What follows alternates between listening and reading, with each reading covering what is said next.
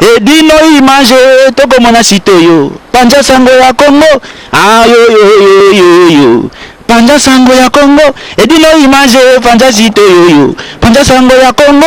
émission kitoko yeko talama panja sango ya Congo émission munene na kati ya Congo ozo pesi la masolo ya solo donc biso nyonso sima nango 999 panja sango ya Congo edino image panja sango ya Congo bana Paris bana Londres bana Belgique bana Hollande bana Suisse bana Canada bana partout panja sango ya Congo edino image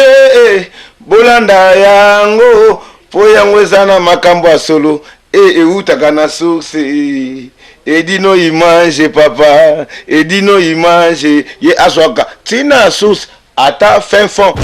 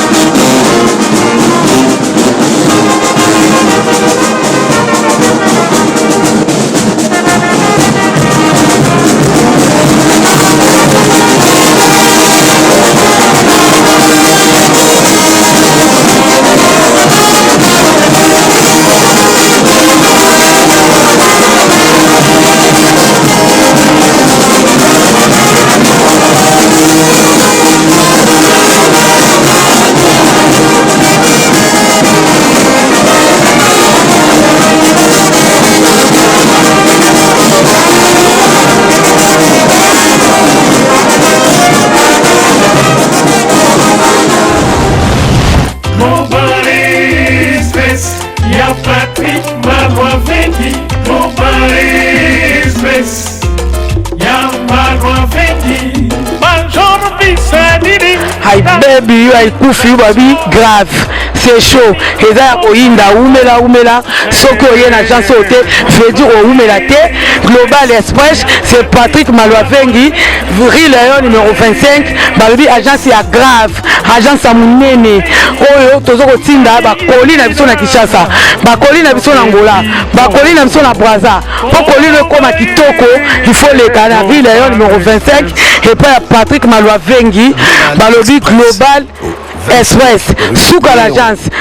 oyo soko oyete veut dire oumela te mpona kati agence oyo toza na baservice ebele okotinda bacarton okotinda bilamba epuis tozali na service moko ofuti mbongo moto aza na Kinshasa kozwa traitement ofuti mbongo moto akufi na Kinshasa bakokunda ye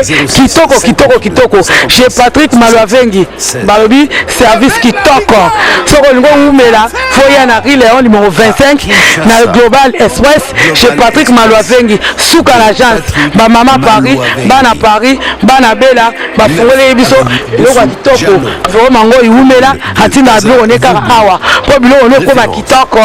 na bakini po ngaba ba carton ekenda kaka awa ba bilianda mutina ndam vraiment ngo ya lia ndamba tinda ndam so ekende na Kinshasa alors po ekende kitoko boya l'agence na biso na Global Express chez Patrick Malwavengi Rue Lion numéro 25 bala poto boya bo umela so bo yete fedi bo umela te hay baby ay kufi mama l'agence agence aboye besoin nante yango yo ba melembi na kati ya Château Rouge et esika obunga te Rue Lion numéro 25 umela